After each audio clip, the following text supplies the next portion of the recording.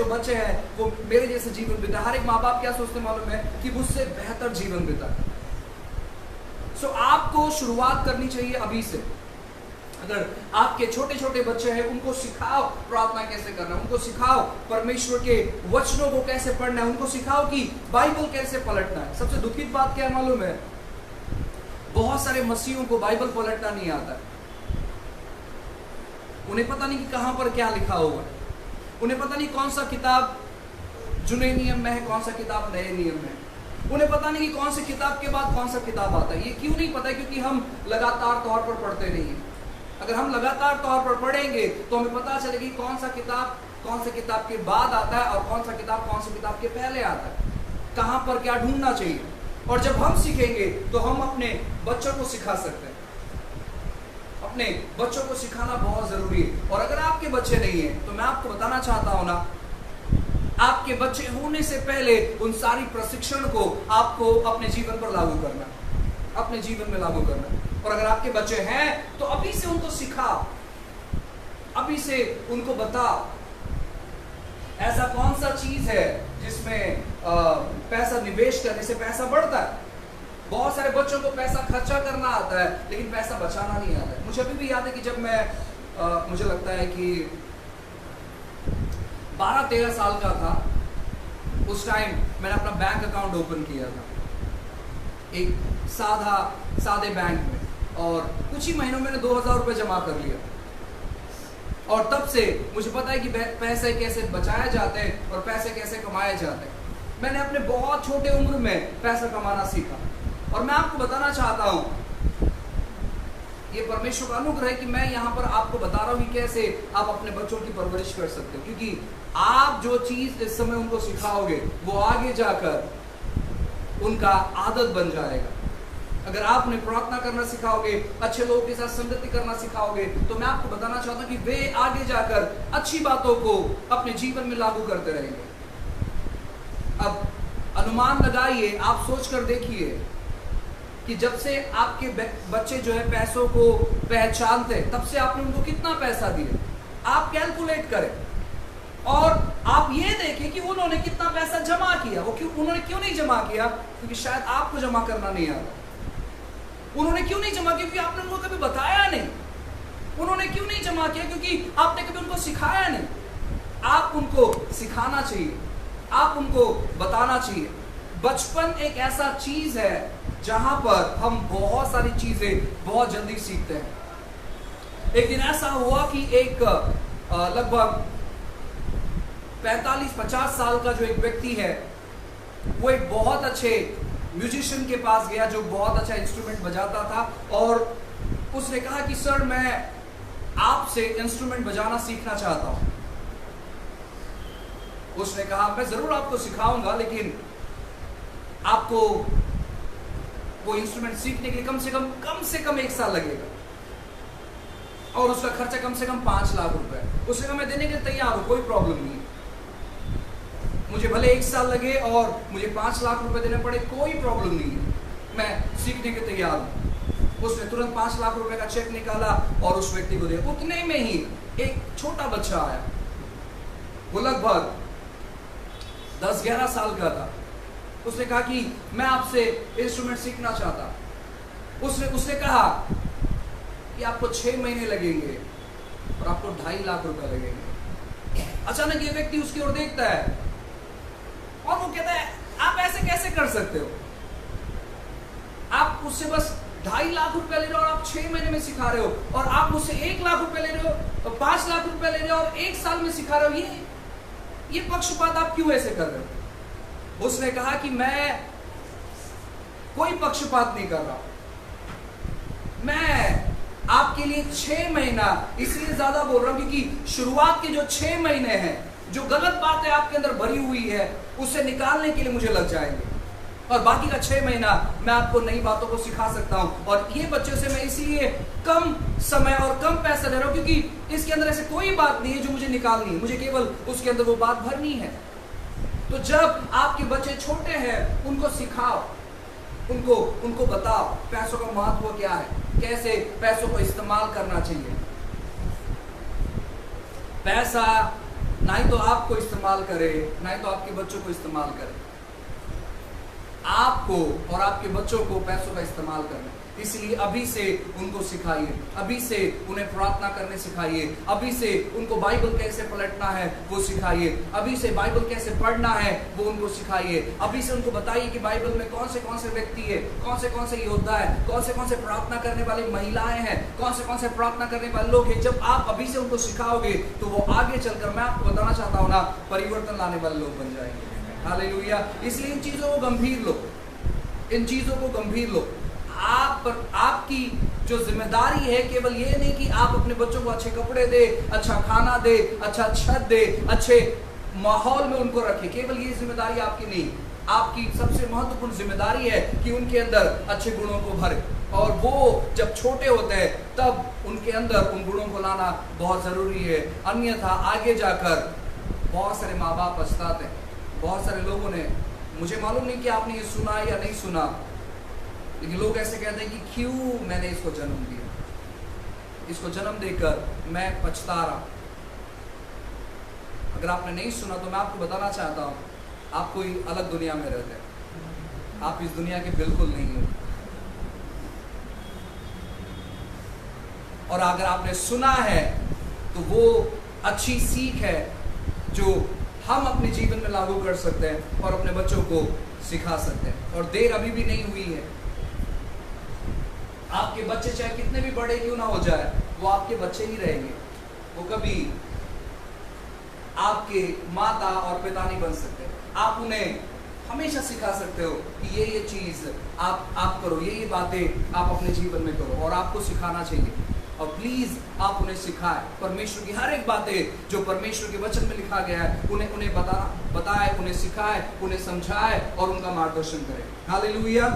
आइए मेरे साथ कहें, प्रभु यीशु मसीह मेरे मन के द्वारा सोचिए, प्रभु यीशु मसीह मेरी आंखों के द्वारा देखिए, प्रभु यीशु मसीह मेरे ज़बान के द्वारा बोलिए, प्रभु यीशु मसीह मेरे हृदय के द्वारा लोगों से प्रेम कीजिए, प्रभु यीशु मसीह मेरे हाथों का इस्तेमाल कीजिए, प्रभु यीशु मसीह मेरे पाँव के द्वारा चलिए, मेरा इम्यून सिस्टम परमेश्वर के वचन के अनुसार कार्य करे, मेरे पचन क्रिया की शक्ति प्रभु यीशु के नाम से बढ़ जाए। पूर्व पश्चिम उत्तर दक्षिण से सारी भलाई और समृद्धि मेरे जीवन में आए। मेरा चेहरा प्रभु यीशु के प्रकाशन से चमके। आमीन। हालेलुया। Praise the Lord. आइए वचन निकालते हैं इफिसियों की किताब अध्याय 4। इफिसियों की किताब अध्याय 4। Ephesians chapter 4.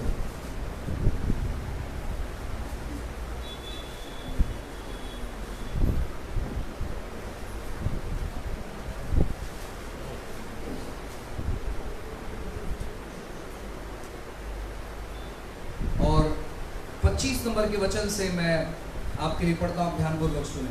25 नंबर के वचन से बाइबल कहता है, इस कारण झूठ बोलने वाले झूठ छोड़कर हर एक अपने पड़ोसी से सच बोले, क्योंकि हम आपस में एक दूसरे के अंग हैं। क्रोध तो करे पर पाप मत करे, सूर्य अस्त होने तक तुम्हारा क्रोध ना रहे, और ना शैतान को अवसर दे। चोरी करने वाले फिर चोरी ना करे, वरन भले काम करने में अपने हाथों से परिश्रम करे, इसलिए कि जिसे प्रयोजन है उसे देने को तुम्हारे पास बहुत कुछ हो। कोई गंदी बातें तुम्हारे मुंह से ना निकले, पर आवश्यकता के अनुसार वही निकले जो उन्नति के लिए उत्तम हो, ताकि उससे सुनने वाले पर अनुग्रह हो। परमेश्वर के पवित्र आत्मा को शकित मत करो, जिससे तुम पर छुटकारे के दिन के लिए छाप हुई है। सब प्रकार की कड़वाहट और प्रकोप और क्रोध और कला और निंदा सब बैर भाव समेत तुमसे दूर की जाए। Hallelujah. Praise the Lord. So बहुत सारी बातें यहाँ पर है जो कि हम आने वाले दिनों में सीखने पर है। और उससे पहले, वचन में जाने से पहले, मैं आपको बताना चाहता हूँ कि इन दिनों में आपको बहुत सावधानी पूर्वक रहने की जरूरत है, क्योंकि जैसे मैंने कहा कि हम लोग अंत के दिनों में अपना जीवन बिता रहे हैं, और अंत के दिनों में बहुत सारे चीजें होंगी, और उनमें से कुछ चीजें ऐसे होंगी, बाइबल कहता है कि बहुत सारे झूठे प्रचारक, भविष्यवक्ताएं इन दिनों में उठ खड़े होंगे। और झूठे प्रचारक और झूठे भविष्यवक्ता वे नहीं है जो पहले कभी नहीं थे। झूठे प्रचारक, झूठे भविष्यवक्ता वे हैं जो पहले थे, पहले वो बहुत अच्छा कर रहे थे, लेकिन अचानक से उन्हें कुछ हो गया और वो सीधे तौर पर वे परमेश्वर की देह की निंदा करते हैं। हमें जानना बहुत जरूरी है, खास करके इन दिनों में। मैं आपको कहना चाहता हूं, बहुत सारे विश्वासी अपने विश्वास से भटक गए हैं। उन्होंने अपना उद्धार गवाया नहीं है, लेकिन वो अपने विश्वास से भटक गए हैं। और जैसे उन्होंने विश्वास के द्वारा अपना जीवन शुरू किया था, लेकिन अब वे अपने कार्यों पर ज्यादा फोकस्ड हो गए कि हम क्या कर रहे हैं। और प्रचारक भी कुछ ऐसे ही हो गए जहां पर उन्होंने विश्वास की सेवकाई से शुरू किया था, लेकिन अब वे कार्य की सेवकाई में आ गए। मैं आपको कहना चाहता हूं कि ये अंत के दिनों में ऐसा बहुत सारा चीजें होंगी जहां पर आपको बताया जाएगा, आपको दर्शाया जाएगा कि क्यों चर्च नहीं जाना चाहिए।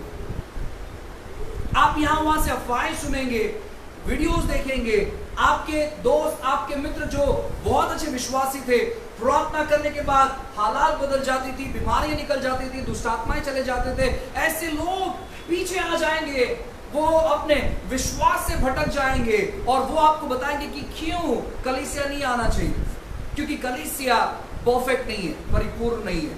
वो आपको बताएंगे कलीसिया के लोग परफेक्ट नहीं है। वो आपको बताएंगे कि क्यों हमें इनके साथ दोस्ती नहीं करना। ऐसी बहुत सारी बातें आपको बताया जाएगी, लेकिन मैं आपको बताना चाहता हूं, आपका दृष्टिकोण मनुष्य के कार्य पर नहीं, लेकिन परमेश्वर के कार्य पर होना चाहिए। आप कैसे विश्वास में बढ़ सकते मालूम है? किसी सेवक को या आपके पड़ोस में कौन बैठा है उसको देखकर नहीं, लेकिन परमेश्वर को देखकर। और आप परमेश्वर को कहां पर देख सकते हो? उसके वचनों में। उसके वचनों में। बहुत सारे लोग कहते हैं कि हमने कभी परमेश्वर को देखा नहीं, हम तो सेवकों को देखते हैं। और मैं आपको बताना चाहता हूं, अगर आप सेवकों को देखते हो तो आप श्रापित हैं, क्योंकि सेवक इंसान है और वो गलतियां कर सकता है, लेकिन परमेश्वर के वचन में कहीं गलती नहीं है। और जब आप परमेश्वर के वचनों में परमेश्वर को ढूंढते हो, आपका विश्वास मजबूत रहेगा, आप निराश नहीं होगे, आप हताश नहीं होगे और आप किसी पर क्रोधित नहीं होंगे। इन दिनों में आप सुनोगे कि किस प्रकार लोग ये कहते हैं कि अब चर्च जाना जरूरी नहीं है, लेकिन मैं आपको बताना चाहता हूं, जब चर्च इकट्ठा होता है वहां पर एक अलग सामर्थ होती है, एक अलग बात होती है।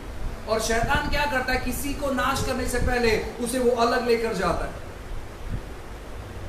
उसे वो अलग लेकर जाता है।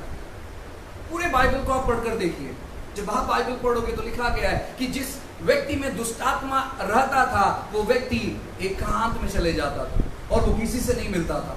और जब यीशु वहां पर आते तो वो वहां पर से चिल्लाता कि क्यों मुझे वक्त से पहले तो निकालना है, क्योंकि वो एकांत में था। वो एकांत में अपने लोगों के साथ वहां पर संगति करता था, कब्र के अंदर बैठकर वो संगति करता था। अगर ऐसे विश्वासी आपको मिलते हैं जो कलीसिया से जुड़े नहीं है, उनसे आपको सावधान होना है। क्यों मालूम? क्योंकि आप भी विश्वास से भटक सकते हैं। आप विश्वास से भटक सकते हैं। किसी भी प्रकार की ऐसी बातों को अपने अंदर जाने मत दे जो चीजें आपके उन्नति के लिए नहीं है, जिन चीजों के जरिए आप परमेश्वर के करीब नहीं जाते।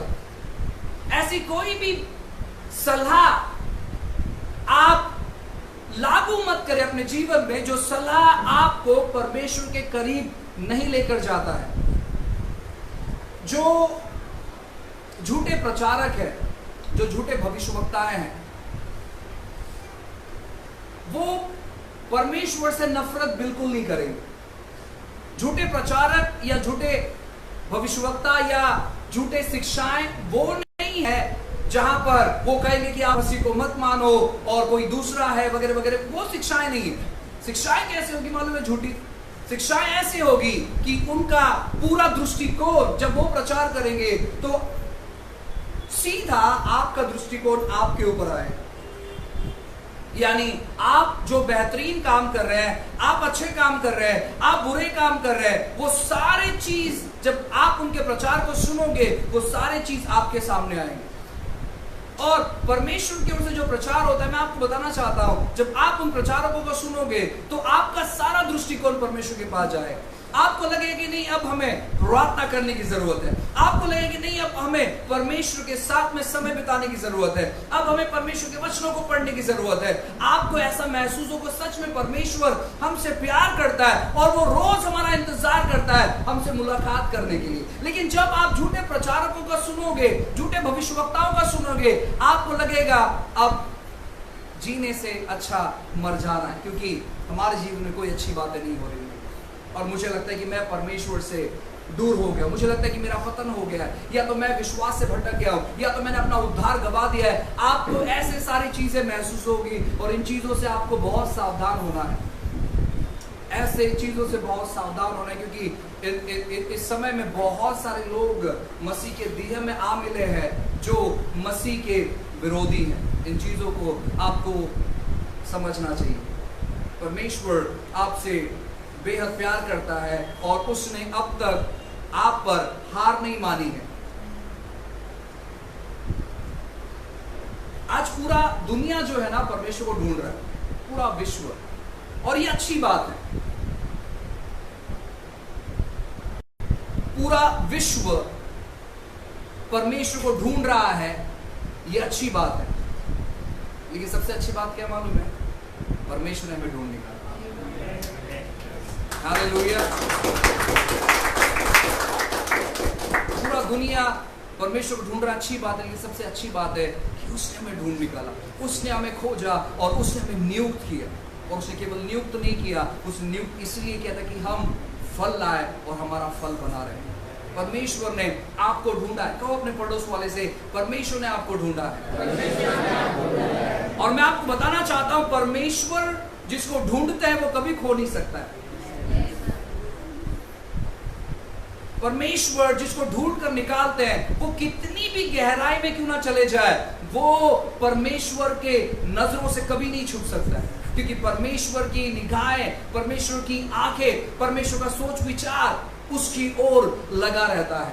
आप चाहे कितना भी उससे दूर जाने की कोशिश करो, लेकिन मैं आपको बताना चाहता हूं, जब दाऊद ये चीज को समझ गया, वो कहता कि मैं कहां पर जाऊंगा, अगर मैं नर्क या अधिलोक में भी मैं अगर उतर जाऊं, परमेश्वर तू वहां पर है, तू वहां से मुझे ढूंढ कर निकालेगा। और मैं आपको बताना चाहता हूं, परमेश्वर अब तक आप पर हार नहीं माने हुए हैं, वो अभी भी आपके साथ रहते हैं और वो आपका मार्गदर्शन करना चाहते हैं। आप निराश क्यों हो जाते हैं मालूम है?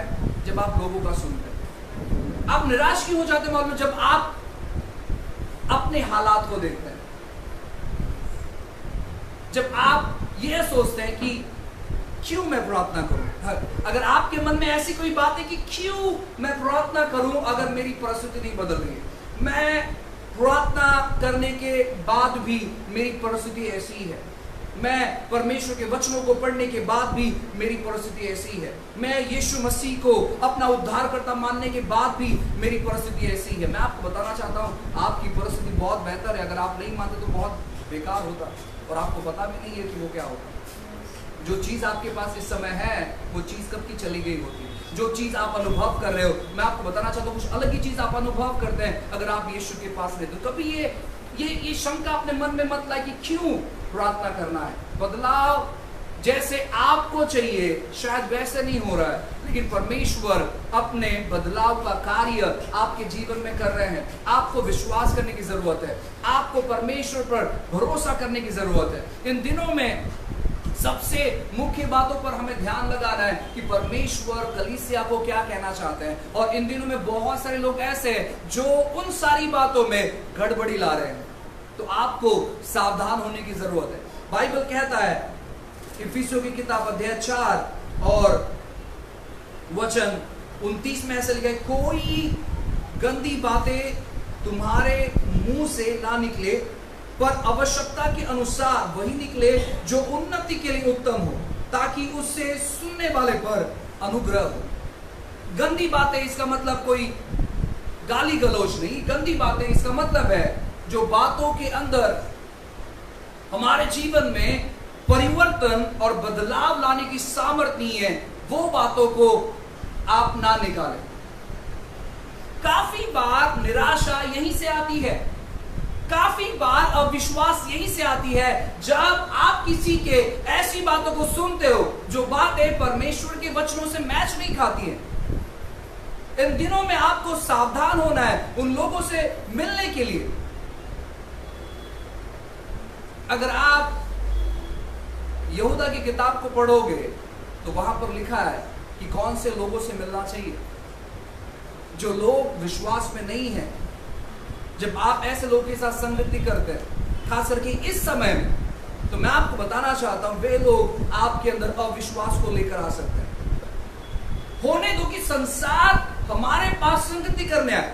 जब संसार हमारे पास संगति करने आता है वो बात अलग है, लेकिन जब आप संसार के पास संगति करने जाते हो वो बात अलग है,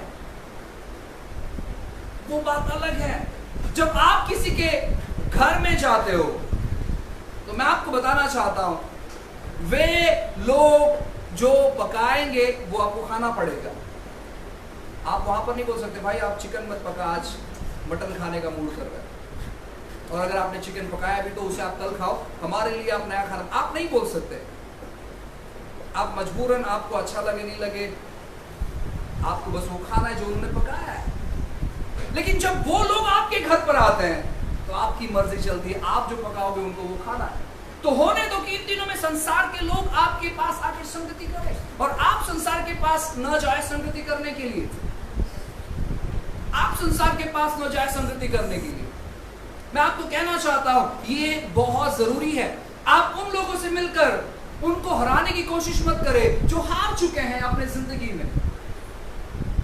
जो लोग कलीसिया से नहीं जुड़े, मैं आपको बताना चाहता हूं वो ऑलरेडी हार चुके हैं। वो क्यों हार चुके मालूम है? क्योंकि वो लोगों की तरफ देखते हैं, वो लोगों की शिकायत करते हैं। मैं बहुत सारे ऐसे लोगों से मिला जो कलीसिया नहीं जाते, क्योंकि ऐसे बहुत सारे फोन आते हैं जब वो अपने अपनी कलीसियाओं की कहानियां हमें बताते हैं कि पास्टर ऐसे हो गया है, पास्टर वैसे हो गया, और ये सारे कहानी को मैंने किया है। तो जब मैं उन्हें पूछता हूं कि आप कलीसिया क्यों नहीं जाते, तो उनके पास कारण है कि पास्टर मुझे नहीं लगता है कि हमारे कलीसिया के लोग प्रार्थना करने वाले लोग हैं। मुझे पता चल जाता है कि ये व्यक्ति प्रार्थना कभी नहीं करता है, इसलिए ये व्यक्ति ऐसी चीजों को देखता है। नहीं पास्टर, हमारी जो कलीसिया में है ना, मुझे परमेश्वर का आत्मा अगुवाई नहीं करता है, क्योंकि आप परमेश्वर के आत्मा की अगुवाई पहचान नहीं पाते हैं, इसलिए शायद आप ऐसी बातें कर रहे हैं। और इस लॉकडाउन के बाद बहुत सारे ऐसे लोग हैं जो अपने विश्वास से भटक गए हैं। वे, उनको लगता है बस हम घर पर रहकर प्रार्थना करेंगे, परमेश्वर तो हर जगह है, परमेश्वर हर जगह है। और कुछ लोग ऐसे भी हो गए जो हर संडे उनका कलीसिया नया होता है, हर संडे। मैं आपको बताना चाहता हूं परमेश्वर को कोई प्रॉब्लम नहीं है अगर आप हर रविवार अलग अलग कलीसिया घूमें, कोई प्रॉब्लम नहीं है। एक बार ऐसा हुआ कि हमारे चर्च के एक परिवार, पता नहीं वो क्यों नाराज हो गए और लगभग 2 महीना वो कलीसिया नहीं है। और मैंने भी कहा कि परमेश्वर मैं इनको बिल्कुल फोन नहीं करूँ, क्यों नहीं आप आ रहे हो, क्योंकि मैंने बहुत एक बार फोन किया उनको पहले भी, लेकिन इस बार मैं फोन नहीं करूंगा। इस बार मुझे मालूम है कि आपका आत्मा उन्हें लेकर आए। और फिर लगभग 2 महीना पूरा हो गया, तीसरे महीने के पहले संडे को वो आए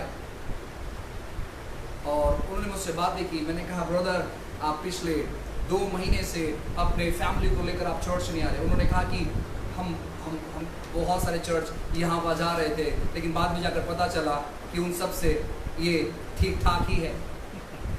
मैंने कहा प्रेज गॉड, कम से कम आपको बुद्धि आया।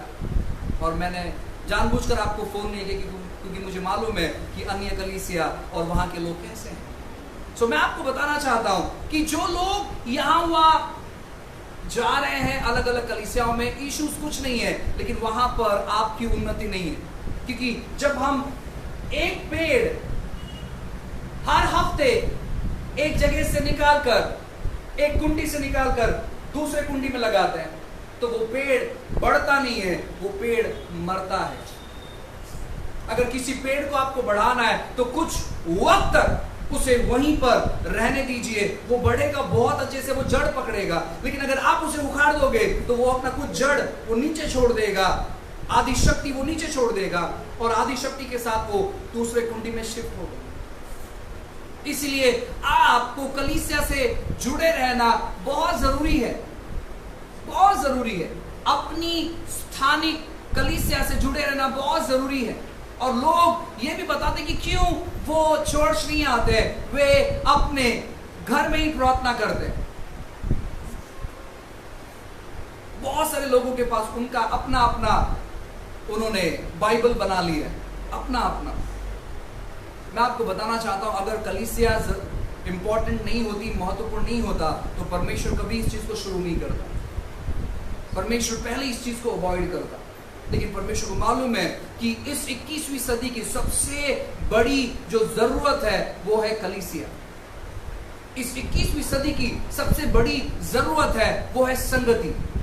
इस 21वीं सदी की सबसे बड़ी जरूरत है वो है कि कलीसिया के साथ मिलकर एक दूसरे के लिए प्रार्थना करते रहना।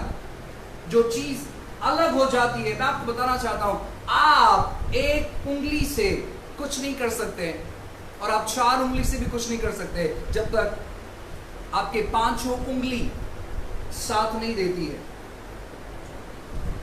अगर एक साइड ये 4 उंगली है और एक साइड ये 1 उंगली है, तो मैं आपको बताना चाहता हूं ना, ये दोनों भी भाग जो है, ये दोनों भी पार्ट जो है, ये एक दूसरे के बिना ये अधूरे हैं। उसी प्रकार हर एक वो व्यक्ति जो ये सोचता है कि मैं अकेला ही घर पे प्रार्थना करूंगा, आप कलीसिया के बगैर आप अधूरे हो। इसीलिए आपको स्थायी कलीसिया में जुड़े रहना बहुत जरूरी है। और संडे कुछ लोग अटेंडेंस लगाते हैं, अटेंडेंस महीने में 2 बार कि हम लोग कलीसिया आते हैं। मैं आपको बताना चाहता हूं, अटेंडेंस मत लगाओ, लेकिन कलीसिया आओ ताकि आप सीख सको परमेश्वर के राज्य के बारे में। जब आप कलीसिया से दूर हो जाते हो तो शत्रु इन चीजों का फायदा उठाता है आपको किसी के साथ जोड़ने के लिए, और वो हर एक बात जो संसार में चल रही है वो बात आपके अंदर उतारने के लिए। जब हम कलीसिया से जुड़े नहीं रहते हैं तो हम संसार से जुड़े रहते हैं, और हम क्या करते हैं मालूम है, हम संसार की उन हर एक बातों को सुनते रहते हैं और अपने आप को निराश करते हैं, हम तनाव ग्रसित हो जाते हैं, हम प्रार्थना नहीं करते हैं, हम परमेश्वर के वचनों के साथ समय नहीं बिताते हैं और सारी चिंता से भर जाते हैं और डर से भर जाते हैं। जो व्यक्ति परमेश्वर के करीब रहता है, मैं आपको बताना चाहता हूं ना, वो व्यक्ति डर से नहीं भरता लेकिन विश्वास से भरता है। और अगर आपके अंदर डर काम कर रहा है, इसका मतलब है कि आप शायद संसार के ऐसे लोगों से जुड़े हुए हो या मिले हुए हो जिनसे आप लगातार तौर पर मिलते हो और उनकी बातों को सुनते हो। क्यों आप अनुग्रह का अनुभव नहीं कर रहे हैं? क्योंकि शायद आप ऐसी बातों को सुन रहे हो जो अनुग्रह से नहीं भरा है, और जो परमेश्वर के लोग नहीं है वो अनुग्रह की बातें आपको नहीं बता सकते, क्योंकि अनुग्रह की बातें केवल परमेश्वर के लोगों के पास ही मिलती है। और जब आप परमेश्वर के लोगों के साथ जुड़े रहते हो, मैं आपको बताना चाहता हूं ना, वो आपकी समस्या के बीच में भी आपको रास्ता ही बताएंगे। इंसान बड़े बड़े पत्थरों से ठोकरें नहीं खाता है। कभी आपके साथ ऐसा हुआ कि आपके रास्ते में पहाड़ आ गया और आपने पहाड़ को टक्कर मारा और आप गिर गए? मेरे साथ कभी ऐसा नहीं हुआ। लेकिन क्या कभी आपके साथ ऐसा हुआ कि छोटे पत्थर से आपका पैर टकरा गया और आप गिर गए? ऐसा हुआ आप लोगों के साथ? किसी के साथ नहीं हुआ? मैंने कहा था ना कि आप इस दुनिया के नहीं हो। और आपको पता है कि जो बड़े बड़े ये इतने साइज के जो पत्थर होते हैं, इन पत्थरों की वजह से आपकी जो गति है वो स्लो नहीं होती है।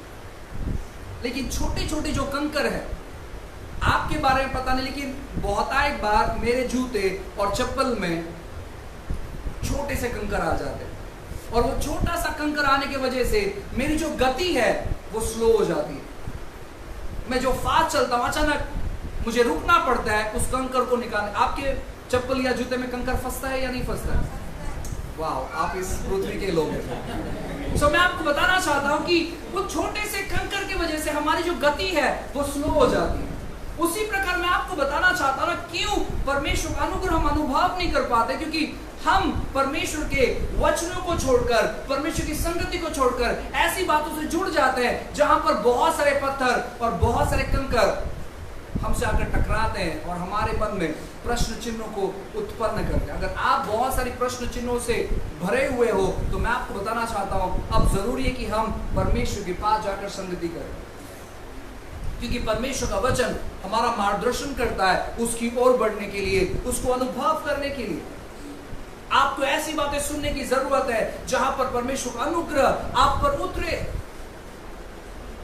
अगर आप अपने जीवन में समस्या ग्रसित और आपको ऐसा लगता है कि शायद इस पूरे कलीसिया में सबसे ज्यादा समस्या मुझ पर ही है, तो मैं आपको बताना चाहता हूं कि परमेश्वर जितने भी लोग यहां पर बैठे हैं शायद उन सबसे ज्यादा करीब आपके हैं।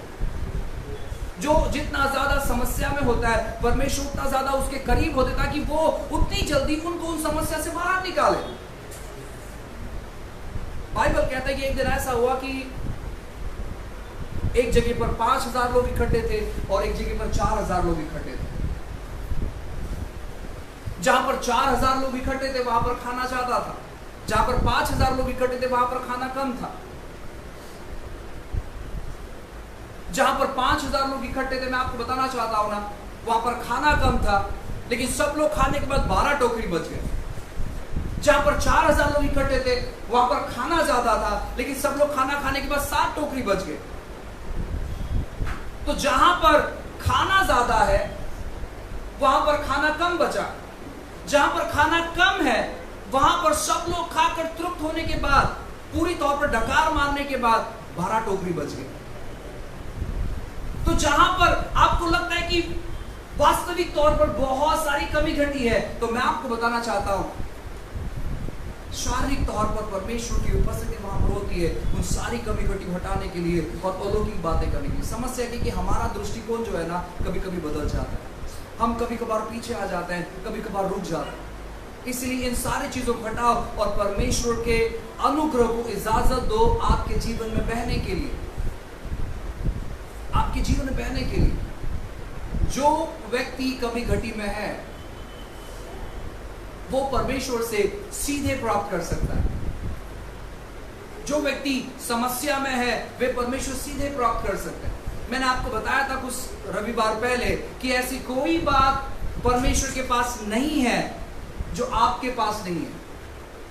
उसने ऑलरेडी आपके लिए बहुत सारे चीजें कर दी। अब आपको क्या करना है मालूम है क्या? परमेश्वर धन्यवाद आपने ये चीजों किया, धन्यवाद। आपको केवल उनसे ग्रहण करना है। अगर आपने उन चीजों को अपनी आत्मा में ग्रहण कर लिया तो मैं आपको बताना चाहता हूं सारी चीजें आप वास्तविक तौर पर देख सकते हैं। जब यीशु मसीह क्रूस के ऊपर मर रहे थे, मैं आपसे कहना चाहता हूं उन्होंने आपके सारे कमी घटी और सारे रोग और सारी बीमारी और सारी परेशानी और सारे जो हालात आपके थे उन्होंने अपने ऊपर ले लिया। यीशु जब क्रूस पर मर रहे थे वो इसलिए क्रूस पर मरे ताकि वो आपकी जगह ले सके और अपनी जगह वो आपको दे सके। उनका क्रूस पर मरने का वही एक कारण था, ताकि वो आपकी जगह ले सके और अपनी जो जगह है वो आपको दे सके। और इसलिए बाइबल कहती है कि तुम्हारे परेशानी और संघर्ष के समय में तुम सीधे परमेश्वर के कृपा के सिंहासन तले आओ। परमेश्वर आपसे नाराज बिल्कुल नहीं है, परमेश्वर को आपसे कोई तकलीफ नहीं है, परमेश्वर आपसे परेशान नहीं है, परमेश्वर आपसे प्रसन्न है, वो आपसे खुश है, क्योंकि आपने जब परमेश्वर ने आपको बुलाया तो आपने उसके आवाज को स्वीकार किया, वो उससे प्रसन्न है। मैं आपको बताना चाहता हूं आप कभी ये मत सोचे कि परमेश्वर आपसे नाराज है, आप कभी मत सोचे। संसार और संसार के लोग आपको बताएंगे कि क्यों आप आशीषित नहीं हो। संसार और संसार के लोग आपको बताएंगे कि क्यों ये परेशानियां आपके जीवन में, ऐसे चीजों को आपको अनसुनी करना इन दिनों में। ऐसी कोई बातें आपके कानों पर नहीं पड़े जिन बातों में अनुग्रह नहीं बसा हो। और साथ ही साथ आपके जबान से ऐसे कोई बात नहीं निकले जिस पर जो सुनने वाले हैं उनके जीवन में परमेश्वर का अनुग्रह नहीं दिखाई दे। ऐसे कोई बात आप किसी से ना करें। और ये कैसे होता है मालूम है? जब हम किसी के साथ वार्तालाप करते हैं, जब हम किसी के साथ बातें करते हैं, जब हम किसी की बातों को सुनते हैं, तभी हमारे जीवन में इम्पार्टेशन होता है, तभी हमारे जीवन में कुछ चीजें स्थापित होने लगती है। किसी को मौका मत दे, किसी को मौका मत दे। अगर कभी कभार किसी व्यक्ति की वजह से जब आप चोट खाते हो, तो मैं आपको बताना चाहता हूं, आपको सीधे परमेश्वर के पास जाना है, नहीं तो पास्टर के पास आना है। क्योंकि घाव भरने वाला परमेश्वर है, वो आपको मार्गदर्शन करेगा। क्योंकि मैं थोड़ा बहुत सलाह दे सकता हूं, थोड़ी बहुत आपके लिए प्रार्थना कर सकता हूं, मैं आपको समझा सकता हूं, लेकिन मैं आपको बदल नहीं सकता। बदलने वाला परमेश्वर है। आपको क्या करना है? आपको परमेश्वर के पास जाना, और परमेश्वर आपको बताएगा कि वो आपसे कितना प्यार करता है। कोई करे या नहीं करे, लेकिन वो कितना प्यार करता है वो आपको बताएगा। और जब आप उसके प्यार से भरोगे, मैं आपको बताना चाहता हूं ना, आपको किसी के प्यार की कमी घटी महसूस नहीं होगी। कभी कभार ऐसा लगता है कि अगर सच में उस परिवार से अगर मैं जुड़ा होता है, कहीं ना कहीं अगर उस परिवार के साथ हमारा कोई भी रिश्ता होता तो कितना अच्छा होता। ऐसे बहुत सारे लोगों के मन में आता है। मैं आपको बताना, जो संसार में सबसे अच्छे परिवार के साथ आपका रिश्ता है, और उतना काफी है, उतना काफी है। आप कहीं तो अपने जिंदगी में, अपने सोच में, अपने विचारों में, अपने हालात में आप खो गए थे, लेकिन जो आपके परिवार का सबसे महत्वपूर्ण और सुंदर व्यक्ति है, उसने आपको ढूंढ कर निकाला। आप कहीं तो खो गए थे। अपने पड़ोस वाले से कहो कि आप ढूंढे हुए व्यक्ति हो। उनको देखकर कहो कि परमेश्वर ने आपको ढूंढा है। मैं आपको बताना चाहता हूं, इतना काफी है। अपने आप को याद दिलाए कि जो सबसे उत्तम, सबसे सर्वोत्तम व्यक्ति है, उसने मुझे ढूंढा है, उसने मुझे ढूंढा है। जो सबसे बेस्ट है, उसने मुझे ढूंढा है।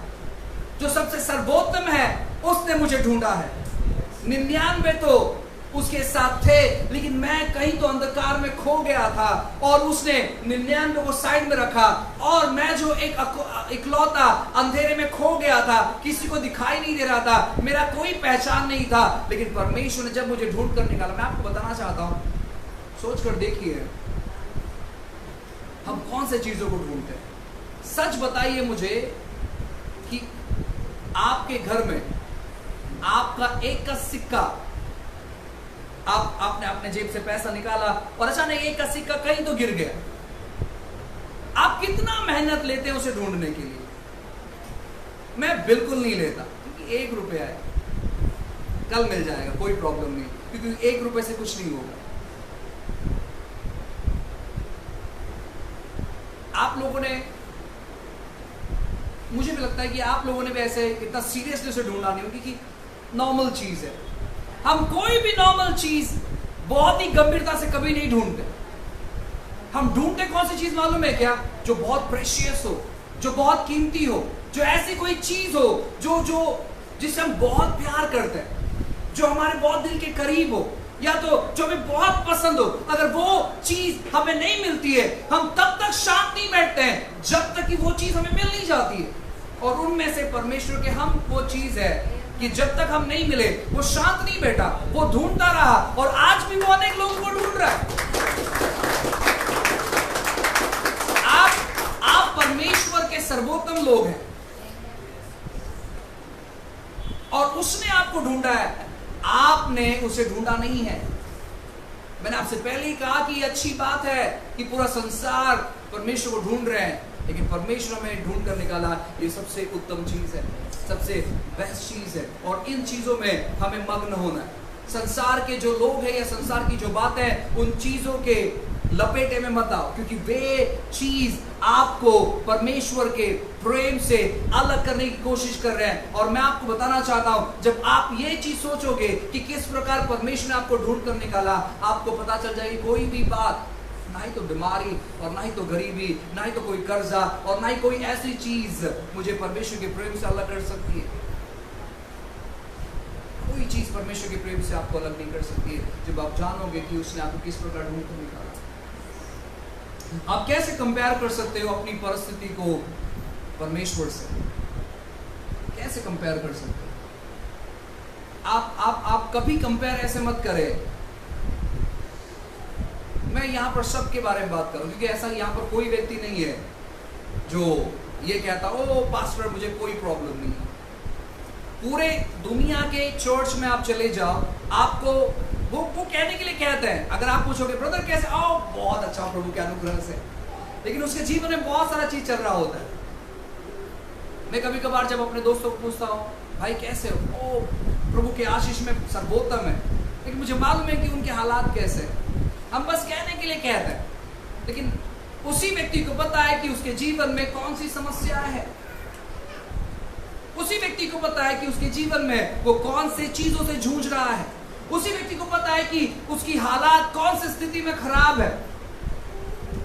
और हम उन चीजों कभी कंपेयर नहीं कर सकते हैं परमेश्वर के साथ तुलना करते हुए कि ऐसे क्यों है। अगर परमेश्वर ने मुझे ढूंढ कर निकाला है तो परमेश्वर अपना काम योग्य समय पे कर रहा है। आपको केवल एक ही चीज करना है, वो है अपना पूरा दृष्टिकोण परमेश्वर पर लगा कर रखो, और आपको कुछ करने की जरूरत नहीं। अपना पूरा दृष्टिकोण परमेश्वर के ऊपर लगा कर रखो, और आप ये जानो कि परमेश्वर जो करते हैं वो सर्वोत्तम करते हैं। परमेश्वर जो करेंगे वो सर्वोत्तम करेंगे। जब आप अपनी हालात को बुरी देख रहे हो, आप कहो कि परमेश्वर इस जगह पर हम आपके अनुग्रह को कहते हैं। बाइबल कहता है कि जब आप शक्तिहीन हो जाते हो तब वो आपकी शक्ति बनती है। परमेश्वर का सामर्थ्य कभी कभार क्यों कार्य नहीं करता मालूम है? क्योंकि आप शक्तिशाली हो। आप अभी तक शक्तिहीन नहीं हुए हो, और जो शक्तिहीन नहीं होता है परमेश्वर उसको मदद कैसे करेगा? जब आप ये कहते हो कि परमेश्वर मैं शक्तिहीन हूं और प्रभु आप यहां पर कार्य, क्योंकि अगर आप शंका करते हो इसका मतलब है आप शक्तिशाली हो। अगर आप परमेश्वर के वचनों पर शंका करते हो तो इसका मतलब है कि आप अपनी शक्ति लगा रहे हो। आप अभी तक शक्तिहीन नहीं हुए हो, और जो शक्तिशाली है परमेश्वर उसके करीब तो रहता है लेकिन मदद नहीं कर पाता, क्योंकि वो सब कुछ करने का प्रयास करता है। क्योंकि जब आप शक्तिहीन हो जाते हो तो बाइबल कहता है कि उसका आनंद जो है अब मेरी ताकत बन गई है, उसका बल जो है मेरे शक्तिहीन अवस्था में परिस्थिति में आ गया है। अब मैं उसके अनुग्रह की वजह से मैं शक्तिशाली हूं। जब तब आप उस पर शक नहीं करते, तब आप क्या करते हो? आप अपेक्षा करते हो आपकी स्थिति में बदलाव देखने के लिए। जब आप शक्तिशाली बन जाते हो, मैं आपको बताना चाहता हूं ना, उसी की वजह से उसकी शक्ति काम नहीं करती। अपनी परिस्थिति में अगर आप हार गए हो, परमेश्वर पर शक मत करो, शंका मत लाओ कि क्यों परमेश्वर ऐसी बातें मेरे जीवन में हो रही है। वैसे करने से आप कुछ गलत तो नहीं कर रहे हो, लेकिन आप कुछ अच्छा भी नहीं कर रहे हो। वैसे करने से आप परमेश्वर पर शंका करने से आप गलत तो नहीं कर रहे हो, लेकिन आप अच्छा भी नहीं कर रहे हो। शंका परमेश्वर के ताकत को रोकती है। जब आप ये सोचते हो कि ये होगा या नहीं होगा, ये होगा या ये नहीं होगा, तो याकूब की किताब में ऐसे लिखा है, अध्याय 1 में ऐसे लिखा है कि जो शंका करते हैं, जो शक करते हैं, वो लहरों के समान है, और वे परमेश्वर से अपेक्षा ना करें कि उनको परमेश्वर से कुछ मिलेगा। आप कैसे व्यक्ति होना चाहिए मालूम है क्या? अब मुझसे कुछ नहीं हो सकता है। बताना चाहता हूं, इन दिनों में सबसे ज्यादा आपको इन चीजों के बारे में सोचना है कि आप कौन से व्यक्ति की संगति में हो और कौन सी बातें आपके अंदर जा रही है। जो बातें आपके अंदर जा रही, क्या वो बातें अनुग्रह से भरी हुई है? अगर वो बातें अनुग्रह से भरी हुई नहीं है तो आप उन चीजों को बंद कर दो, सुनना। कुछ लोग ऐसे कहते हैं कि ब्रदर हमें कोई प्रॉब्लम नहीं, हम एक कान से सुनते हैं और हम दूसरे कान से निकालते हैं। ये बहुत गलत है, ऐसा नहीं होता है। किसने कहा कि ये कान से सुनकर ये कान से निकल जाता है, ये कान से सुनकर सीधे हृदय में जाता है? ऐसा बिल्कुल नहीं होता है। ऐसा बिल्कुल नहीं होता कि ये कान से सुनकर ये, क्योंकि यहाँ पर कोई कनेक्शन नहीं है इस कान का इस कान से। ये सीधे सुनकर वो हमारे हृदय में जाता है, वो हमारे मन में जाता है और वो गढ़ बनाता है, वो गढ़ बनाता है। इसलिए कोई ऐसी चीजों को ना सुने जो चीजें परमेश्वर के ऊपर आपको शक लेकर आती है, शंका लेकर आती कि क्या वो कर सकता है। आप दूसरों के जीवन से तुलना मत करें। ये व्यक्ति तो इतना विश्वासी है, इतना प्रार्थना करने वाला व्यक्ति है, इसके जीवन में अगर ऐसी समस्या आ सकती तो मैं तो इतना प्रार्थना नहीं करता हूं, मेरे जीवन में कितनी सारी समस्या है। ऐसे बिल्कुल कंपेयर मत करें, ये गलत है। अगर आपको कंपेयर करना ही है तो यीशु मसीह की ओर देखें और जाने कि उसने क्या किया। इंसानों की तरफ देखकर अगर आप अनुमान लगाने की कोशिश करोगे तो आप हर समय 100% गलत रहोगे, 100% गलत रहोगे। उनके अनुभव से, अगर आप इंसानों के अनुभव से अपने अनुभव को मिलाओगे तो आप 100% गलत रहोगे और आप गलत चीजों को अनुभव करोगे। लेकिन जब आप परमेश्वर की ओर देखोगे, यीशु की ओर देखोगे कि उसने आपके लिए क्या किया, तो मैं आपको बताना चाहता हूं ना, इस संसार की कोई भी ताकत आपको परमेश्वर के वरदानों से भरने के लिए नहीं रोक सकते। परमेश्वर आपके जीवन में अच्छी बातों करेंगे, परमेश्वर आपके जीवन में सर्वोत्तम बातों करेंगे। उसने चुना ही है आपको ताकि आप फल लाए, और आपको कोई मेहनत करने की जरूरत नहीं फल लाने के लिए। कोई भी पौधा या कोई भी पेड़ या कोई भी दाखलता फल को उत्पन्न करने के लिए कोई मेहनत नहीं करती। वो केवल अपने शाखाओं से, अपने जड़ों से वो जुड़ी रहती है, बस वो जुड़ी रहती है, और फल अपने आप उत्पन्न होता है, फूल अपने आप उत्पन्न होता है, अपने आप सब कुछ होने लगता है। अगर लोग आपके बारे में निंदा कर रहे हैं, खास करके तब जब आप प्रार्थना करते हो, इसका मतलब है ये आपका फल का मौसम है। अगर कोई आपको लेकर यीशु की निंदा करते हैं तो मैं आपको बताना चाहता हूं ये आपके लिए अच्छी बात है, क्योंकि ये आपका फल का मौसम है। क्योंकि लोग आपके फल को देखकर आप पर पथराव करेंगे। अगर कोई व्यक्ति आपको देखकर यीशु के बारे में निंदा नहीं कर रहा है, इसका मतलब है कि आप अपने आप से फल उत्पन्न करने की कोशिश कर रहे हैं। संसार हमें देखकर हमसे नफरत करना चाहिए, हमारे बारे में सोचना चाहिए।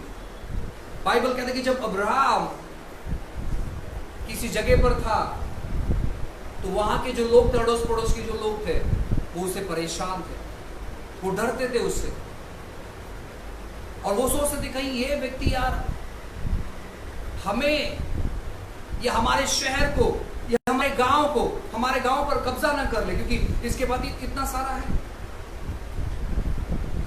यूसुफ के भाई यूसुफ से जलन रखते थे, क्यों? क्योंकि परमेश्वर उसकी ओर था।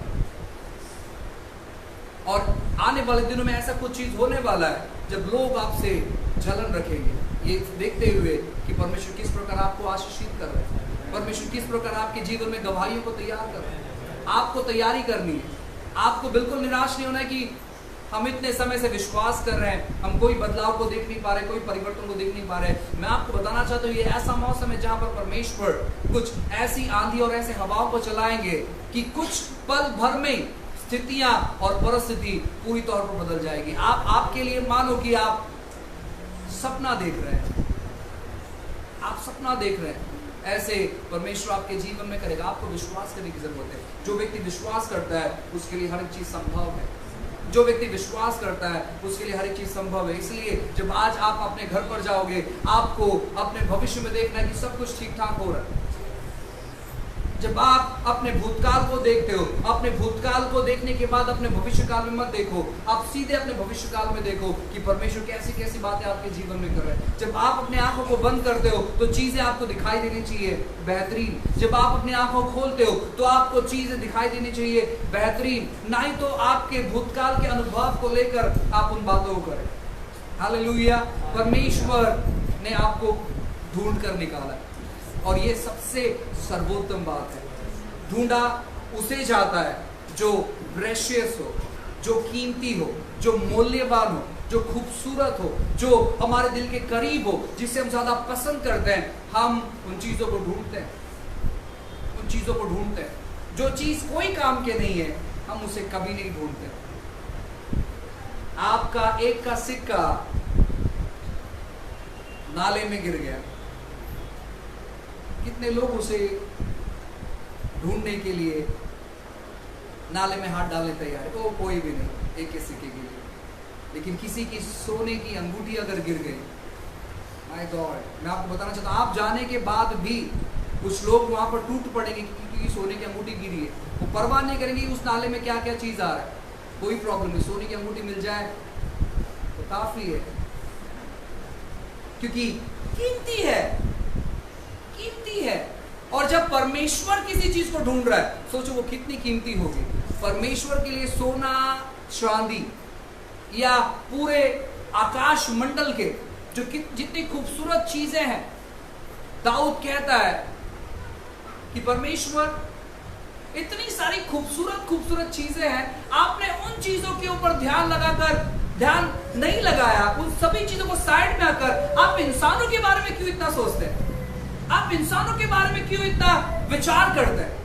जब दाऊद को यह पता चला कि इन सारे चीजों से कीमती जो भी चीजें परमेश्वर ने बनाई है, उन सारे चीजों से कीमती इंसान है, तो वो आश्चर्यचकित में हो गया कि परमेश्वर इंसान के बारे में कितना सोचता है। और अगर उसने आपको ढूंढ कर निकाला है, मैं आपको बताना चाहता हूं, वो सबसे कीमती चीज, सबसे कॉस्टली चीज है।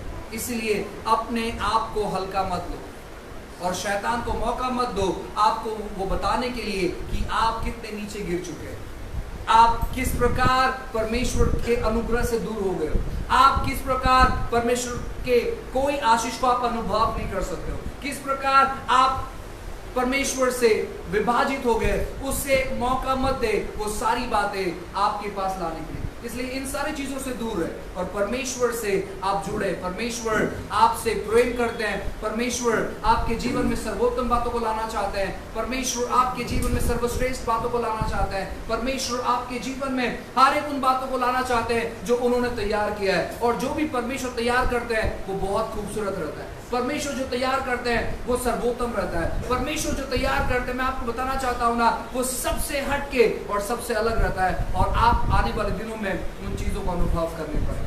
आप हार मत माने अपने जीवन से, आप हार मत माने अपने जीवन से। आप अपने दिल के कोई भी कोने में ऐसे मत सोचे कि मैं क्यों बेकार में इस पृथ्वी पर जीवन बिताऊं, मरना मेरे लिए बेहतर होगा। क्योंकि जो व्यक्ति ऐसा सोचता है वो अच्छे दिनों को नहीं देखता है। क्योंकि बाइबल कहती है कि जो जीना चाहता है, जो जीवन से प्यार करता है, वो अच्छे दिनों को देखेगा। अगर आप जीना चाहते हो, और आपको जीना क्यों मालूम है क्या? इस पृथ्वी के लोगों को बताने के लिए कि परमेश्वर है कौन। अपने हर एक चीजों से, अपने हर एक चीजों से, अपने जीवन से, अपने कलाओं से, अपने समृद्धि से, अपने रहन सहन से, हर एक चीजों से आपको बताना है इस संसार को कि आपका परमेश्वर है कौन। और वो सारी चीजें परमेश्वर करेगा। परमेश्वर अपने नाम को नीचे गिरने कभी नहीं देगा और परमेश्वर आपका इस्तेमाल करेगा उसके नाम को महिमा देने के लिए। आने वाले दिनों में इन सारी चीजों को परमेश्वर आपके जीवन पर निछावर करने पर है। और इसीलिए उसने आपको चुना है। इसलिए उसने आपको नहीं चुना है ताकि आप अपने मेहनत से फलों को उत्पन्न करें। इसलिए उसने आपको चुना है ताकि वो आप में फलों को लेकर आए और आपके फलों का इस्तेमाल करे और अनेक फलों को लेकर आने के लिए। इसलिए आप निराश मत हो जाइए। इसलिए ऐसे कोई शब्दों को ना सुने जिसके साथ अनुग्रह जुड़ा नहीं है। ऐसे कोई चीजों को ना सुने जिसके साथ फेवर जुड़ा नहीं है। आने वाले दिनों में परमेश्वर ऐसे चीजों करेंगे। आप अपेक्षा कर सकते हैं परमेश्वर से, परमेश्वर के असीम अनुग्रह के लिए, और उस अनुग्रह के अधीन बहुत सारी चीजें होती है, बहुत सारी चीजें होती है। आप प्रार्थनाएं कर सकते हैं। शायद अब जो चीज मैं कहने पर हूं, कुछ लोगों को लगेगा कि ये वचन के खिलाफ में है, कुछ लोगों को लगेगा कि शायद ऐसे प्रार्थना नहीं करनी चाहिए, और वे वो लोग हैं जो स्वयं धर्मी, वो अपने कार्यों से धर्मी ठहरना चाहते हैं। जब आप अपने पैसों की ओर देखते हो तो आप प्रार्थना करें कि परमेश्वर मेरे पैसों को बढ़ाए, इसमें कोई गलत बात नहीं है। अगर आपके घर पे आपका तिजोरी है, हमेशा एक्सपेक्ट करें, अपेक्षा करें कि वहां पर पैसे बढ़ोतरी होनी चाहिए। जब अगर आपके पास अकाउंट है, आपके अकाउंट को अपने हाथ में लेकर आप डिक्लेयर करें कि यीशु के नाम से इसके अंदर बहुत सारे फंड्स ट्रांसफर हो रहे हैं। आप अपेक्षा करें। जो लोग दशमांश देते हैं, जो लोग दशमांश नहीं देते हैं, मैं उनके बारे में बात नहीं, लेकिन जो दशमांश देते हैं, अपने दशमांश के कवर को जब भी आप देते हो, देखें कि उसमें आप ढेर सारे पैसे डाल रहे हैं, ढेर सारे चेक्स डाल रहे हैं। आप विश्वास के साथ देखना शुरू करें। कंजूसों को पैसों की जरूरत क्या है? क्योंकि वो तो कभी इस्तेमाल नहीं करेंगे, तो उनको वैसे पैसे क्यों चाहिए? जो बनिया होते हैं, अभी यहां पर कोई है तो मुझे क्षमा करना, क्योंकि ऐसे लोगों को मैंने देखा है, वे जब दुकान पर होते हैं तो वो बहुत फटे पुराने कपड़े पहनते हैं। आप कभी कोई बनिया को देखने की कोशिश करो जो बनियन पर रहते हैं, ऐसे बनिया जो बनियन पर रहते हैं, उनकी बनियन सब जगह से फटी होगी, लेकिन वो बहुत पैसे वाले रहेंगे, वो अपने लिए बनियन भी नहीं खरीदते, और उनका खाना जो होता है वो बहुत बहुत सिंपल और बहुत सादा खाना खाते हैं, और बहुत सादे घर में रहते हैं, और बहुत नॉर्मल तौर पर जीवन बिताते हैं। वो कोई भी खर्चा नहीं करते। जब वो मर जाते हैं तब उनका जो मैयत होता है वहां पर वो लाखों रुपया खर्चा करते हैं। ऐसे कुछ लोग हैं, मैंने देखा है ऐसे लोगों को, लाखों रुपया खर्चा होता है। जब जीते जी वो कोई पैसा खर्चा नहीं करते हैं, लेकिन मरने के बाद किसी बेकार चीजों पर वो पैसा इस्तेमाल करते हैं। तो जो लोग कंजूस है, उनको पैसों की जरूरत बिल्कुल नहीं है, जीते जी वो कैसे भी अपना गुजारा कर लेंगे। लेकिन तो हमेशा देखने की कोशिश करो कि आप टाइट्स उतना बो रहे हो। आप समझ पा रहे मैं क्या कह रहा हूं? क्योंकि जब आप 10% उतना बोओगे तो 90% ऑटोमेटिकली आपके पास जमा हो रहा है। तो आप उस 90% के बारे में मत सोचो, क्योंकि वो लिमिटेड हो जाएगा, वो मर्यादित हो जाएगा। इसलिए आप उस प्रकार विचार धारणा करो। परमेश्वर ऐसे चीजें आपके जीवन में लेकर आएंगे, परमेश्वर ऐसी बातें आपके जीवन में लेकर आएंगे, परमेश्वर ऐसे ऑफर्स आपके जीवन में लेकर आएंगे जहां पर आप खुद आश्चर्यचकित हो जाओगे। और उसे कहते हैं अनुग्रह, उसे कहते हैं फेवर। फेवर, अनुग्रह, इसका मतलब है बिना कमाई गई कृपा, अनडिजर्व फेवर, अनडिजर्व फेवर, बिना कमाई गई कृपा, बिना मेहनत के चीजों को अनुभव करना। और परमेश्वर ऐसी चीजों करेगा। अगर आप घर की तलाश कर रहे हैं, मैं आपको बताना चाहता हूं, आपको विश्वास करना है। मैं अब इन दिनों में विश्वास कर रहा हूं खुद के घर के लिए, मैं विश्वास कर रहा हूं खुद के गाड़ी के लिए, मैं विश्वास कर रहा हूं खुद के बाइक के लिए, मैं विश्वास कर रहा हूं खुद की साइकिल के लिए, हर एक चीज खुद का। परमेश्वर अगर हमारा व्यक्तिगत परमेश्वर है तो चीजें भी हमारे व्यक्तिगत हो। हालेलुया। और आपको विश्वास करना है कि परमेश्वर करेंगे।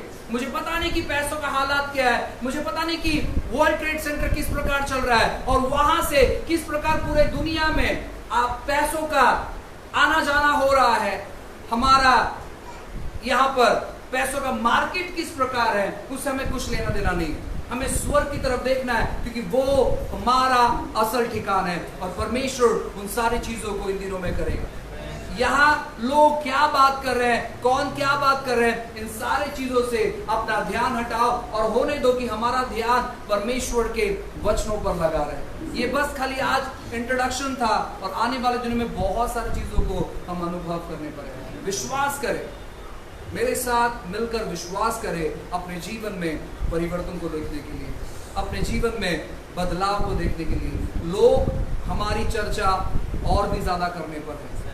आने वाले दिनों में मैं आपको बताना चाहता हूँ, लोग हमारी चर्चा और भी ज्यादा करने पर है, क्योंकि परमेश्वर उस प्रकार हमें ऊंचाई पर लेकर जाने वाले हैं जहां पर लोग अपने दांत को पीसेंगे और दांत पीसते पीसते उनके दांत भी नहीं रहेंगे।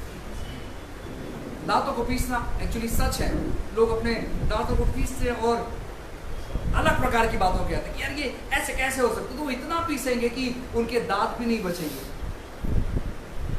तो इस प्रकार चीजें परमेश्वर हमारे जीवन में करने पर है और मैं आपको बताना चाहता हूँ हम उन सारी चीजों का इस्तेमाल करेंगे परमेश्वर के नाम को महिमा करने के लिए। आने वाले दिनों में हम कई लोगों को सपोर्ट करने पर है जो लोग परमेश्वर के सुसमाचार को लेकर जा रहे हैं। हम कई सेवकाई को सपोर्ट करने पर है जो परमेश्वर के वचनों को आगे लेकर जा रहे हैं। ये शायद आपके लिए सपना होगा, ये शायद मेरे लिए सपना होगा, लेकिन परमेश्वर उन चीजों को लेकर आएंगे। हालेलुया। आपको विश्वास करना है। आप अपनी परिस्थिति पर ना देखें कि किस प्रकार आप छोटे से घर में काम कर रहे हैं, आप किस प्रकार अपने छोटे से घर पर रह रहे हैं। नहीं, दर्शन के लिए आपको, आप जहां पर रह रहे हो, ये आपके पास क्या है, उन सारी चीजों से कोई भी चीज मैच करने की जरूरत नहीं। आप बस अपनी आंखों को बंद करें और देखें परमेश्वर आपको कौन सी जगह पर लेकर जा रहे हैं। और जब आप अपने आंखों को शुरू रखोगे, उन चीजों को मनन करते रहे। जो चीजें परमेश्वर आपको बताएंगे उन चीजों को लिख कर रखे कहीं तो, कि परमेश्वर आपने मुझसे ये बातें की थी, और होने दो कि वो चीजें हर रोज और हर दिन आपको याद दिलाए। कितने लोग आईने में चेहरा देखना पसंद करते हैं, सच बताइएगा। बाकी के लोग क्यों हाथ उठाए मालूम है? उनका चेहरा शायद उनको पसंद नहीं है। तो जितने लोगों को अपना चेहरा पसंद है, वे लोग अपना चेहरा अक्सर आईने में देखते हैं। और ऐसे कहा जाता है कि घर का जो सबसे अच्छा दीवार होता है वो है आईने की दीवार। अपने आईने पर कहीं तो एक लिखकर या जो भी क्रिएटिव चीज आप करना चाहते हो वो कर कहीं तो लिख कर रखें जो चीजें परमेश्वर ने आपसे कही है। और आप जब भी वहां पर जाओगे उन चीजों को कहना कि ये चीज होने पर है, परमेश्वर इन चीजों को इन दिनों में कर रहे हैं, ये चीजें हो रही है, और देखो वो चीजें वास्तविक तौर पर आपको दिखाई देने लगेगी। जब भी आप जाओगे आपको केवल अपने मन में नहीं बोलना है, क्योंकि विश्वास मन में बोलने के लिए नहीं होता है, विश्वास अपने जबान से बोलने के लिए होता है। परमेश्वर ने जब पृथ्वी को देखा तो उसने अपने मन में नहीं सोचा यार यहाँ पर उजाला होना चाहिए, उसने कहा कि यहाँ पर उजाला हो, और उजाला हो गया। तो जब आप उन चीजों को देखते हो तो अपने मन ही मन में मत करें। जब आप कहोगे होने दो कि आपके घर के 4 लोग भी सुने आपके साथ, ताकि आपका विश्वास उनके अंदर उतरे। विश्वास कंटेजियस है, विश्वास फैलता है, विश्वास फैलता है। तो जब आप उन चीजों को देखोगे और जब आप विश्वास से डिक्लेयर करोगे और वो जब चीज वास्तविकता में आ जाएगी, तो आपका जो परिवार है वो जानेगा कि सच में इनका परमेश्वर हमारे परमेश्वर से ज्यादा सामर्थ्यशाली है, और वो आपके परमेश्वर को ढूंढने के लिए यहाँ पर आ जाएंगे। हालेलुया। वो सारे चीजें आप अनुभव करोगे। हालेलुया। आइए हम सब लोग खड़े हो जाएं, अपनी आंखों को बंद करें